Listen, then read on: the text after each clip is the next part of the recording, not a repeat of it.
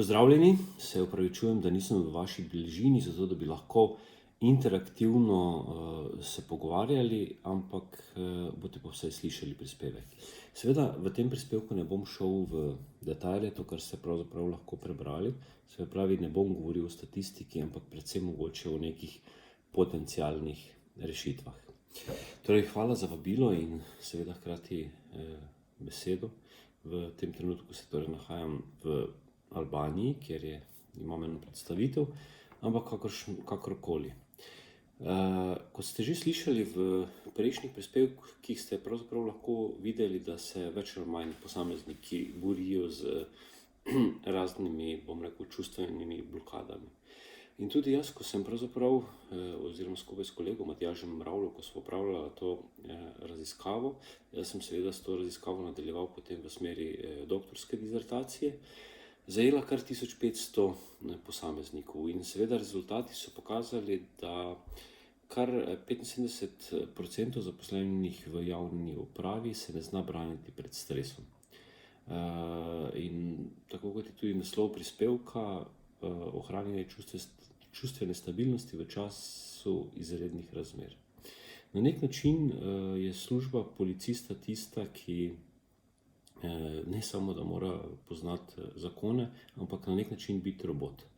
Ja, v zadnjih časih se veliko govori o robokopih, ampak seveda to niso tisti robokopi iz filma, ki je bil na pol robot, pa še ta se je spomnil čustev, ampak govorimo o ljudeh, o čustvenih bitjih. Spravi, vsem tistim, ki kakorkoli morate ostati mirni. In seveda to, da v situacijah, ki je pravzaprav se nahaja vaše delo, vaše delo je v bistvu biti v kriznih situacijah, reševati, ljudje vas dejansko pokličejo ne takrat, ko jim je super, in reče, wow, evo danes pa da vam povem, da sem zaslužil, dobil, usvojil karkoli, ampak vedno vas pokličejo, ko je nekaj narobe. In to pomeni na nek način nadčloveške napore. Za večinoma je že en stres, ali pa da samo nekaj vidijo groznega na cesti, rabijo skoraj en teden, da pridejo k sebi, vi pa vsaj 8 ur na dan imate skoraj vsak trenutek, bom rekel, čustvene strese. In kar je pač najslabše je to, da vas država temu primerno ne nagradi, niti vas še manj pa usposobi za prenos takih situacij, sicer so nekaj izobraževanja, ampak ne sistematična. Že ko ste začeli ta poklic, bi mogli biti pravzaprav vzgajani v to zgodbo. Mogoče je bilo preveč čustvenega zatiranja in premalo seveda potem samega razvoja in poznavanja sploh tega, kar se večinoma, kar smo z anket in raziskav in razgovorov pravzaprav videli, da se to neposredno pozna potem tudi v privatnem življenju. Namreč veliko tistih, ki vas je v službi v policiji, je pravzaprav v privatnem življenju, bom lahko rekel, celo nesrečni zaradi tega, ker so zakoni razpadli, saj vam je služba narekovala tempo, da niste smeli izraziti svojih čustev. In seveda je potem to neposredno tudi zakon postal neke vrste, govorimo o privatnem zakonu, o privatnih vezah, so postali pravzaprav zelo hladni in trdi. Čeprav globoko v sebi ste pa ljudje in to pravzaprav v sebi ne čutite. Situacije, ki so pa bile, ali pa ki jih lahko vidimo v teh dneh, predvsem vsi ti upori proti aktualnim dogajanjem, so pa toliko bolj naporni za vas. Prvič zaradi tega, ker nihče ni pričakoval takšne situacije, nihče ni bil na to pripravljen. Pomeni, da so ljudje toliko večjih stiskah, toliko bolj prihaja v ospredje njihov slab ali pa rečemo tisti pravi karakter, kar pomeni še večji pritiski na vas same. In skozi ta prispevek bi pravzaprav rad samo podal nekaj nasvetov, kako ohraniti čustveno ravnovesje in seveda, da pri tem na nek način ne razmišljate oziroma poskušate odmisliti vse te bolečine, ki vas naknadno doletijo. V bistvu gre za to, da večinoma ljudi na celem svetu išče nek svoj notranji mir. Ali pa nekoga vpraša, zakaj pravzaprav živi, pa reče zaradi tega, ker želim čutiti notranji mir. Ampak tega ne najdemo na potovanjih okoli sveta, niti na poti Camino, niti v Indiji, niti v Tibetu, ampak ga najdemo v sebi. Zato ga moramo samo pravilno razumeti, kaj pravzaprav je tisto, kaj povzroča mir v nas. Ampak to bomo spoznali na ta način, ne da se pogovarjamo z drugimi, ampak to, da se ukvarjamo sami s sabo. Najprej se moramo se zavedati, da ta notranji mir ali pa kakršnokoli čustvena nestabilnost ali pa reševanje čustvenih težav gre sicer za psihološki proces, ki je pa fizično zelo naporen. Mogoče v vaši službi to malo drugače, ker ste psihično ali pa predvsem fizično dobro pripravljeni, ampak v osnovi to pomeni, da možgani morajo dobiti dovolj svežega kisika in dovolj zdrave krvi. To dobi z športom in s kvalitetno hrano. Kvalitetna hrana je tista, ki pač vsebuje vse to, kar telo rabi in mora biti vam dobra. Torej okusna.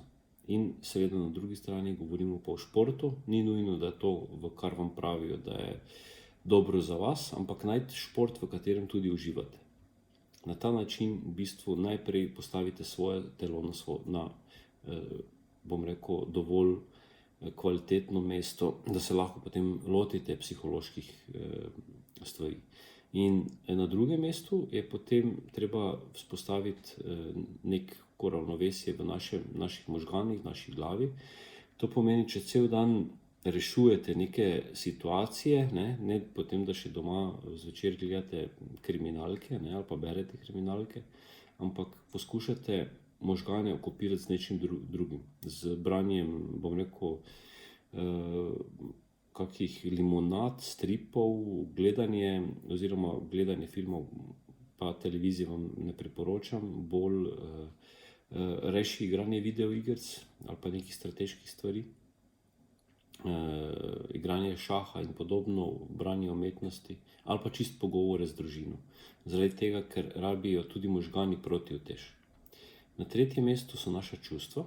Čustva so v osnovi zabava, ne ljubezen, romantika, umetnost, to, kar večinoma misli, ampak vse, kar počnemo, probamo početi na zabaven način.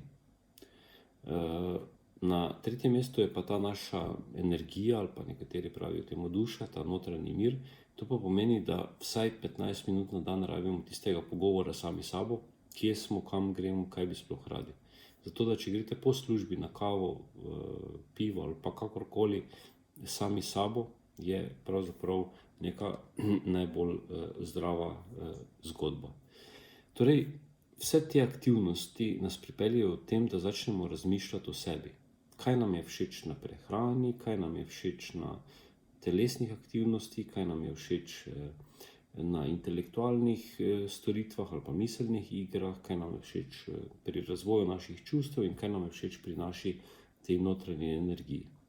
Na ta način začnemo v bistvu vso energijo pa misli fokusirati sami v sebe. To pomeni, da se naenkrat začnemo ukvarjati sami s sabo, vsak trenutek razmišljamo, kaj je tisto, kar je nam všeč, in naenkrat zgubimo fokus okoli sebe. Spravi, naenkrat nas več ne zanimajo stvari in drugi ljudje. In na ta način v bistvu začnemo sami sebe raziskovati. In ko vidimo, kaj je pravzaprav tisto, kaj nam je na vseh teh 4 področjih všeč in zanimivo, in to enakomerno razporedimo v roku 10 dni, v bistvu vam to ne vzame več kot pol ure na dan, pomeni, da smo vzpostavili ravnovesje. In ravnovesje med vsemi temi aktivnostmi pomeni notranji mir. Seveda ta notranji mir ima več stopenj, ampak že ko vzpostavimo ta notranji mir, ko smo fokusirani sami v sebe, smo naredili prvi korak. In bolj ko raziskujemo, bolj gremo globoko v sebe, manjši vpliv ima ta naša zunanjost. pravi celotne, kaj se dogaja okoli nas. To ne pomeni, da nimamo empatije oziroma se hladno obnašamo do vseh stvari, ampak nas ne prizadenejo. Na njih pogledamo dosti bolj razumsko. Ker najbrž se vam zgodi kdaj to, da v kakšni situaciji na terenu, dopisih, kjerkoli, obtožbah, velikokrat srečate tudi svojo zgodbo ali pa svojo bolečino. No in skozi to zgodbo oziroma skozi ta korake, ki sem jih pravzaprav povedal, vi pogledate globoko v sebe in naredite preskok. In na ta način pravzaprav se vaše primarne čustva ohranijo, se ne umažejo z zunanjimi ali pa drugimi energijami, temveč ste pravzaprav globoko v sebi posvečeni svoji energiji. Naredite izolacijo, zunanji svet več nima vpliva na vas in vi veliko bolj kvalitetno opravite svoje delo in hkrati vas vse teh smeti, ki jih naberete v teh 8 ali 10 urah, ne prinesete domov. To je pravzaprav najbolj pomembno, da vi vse te psihološke smeti, ki jih vam dobesedno ljudje čez dan zmečejo v glavo, ne pustite, da grejo not in preden odidete domov, da jih očistite. Očistite pa jih ravno na ta način, da se pravzaprav začnete ukvarjati za svojo ravnovesje. Kaj je tisto, kar je vam všeč?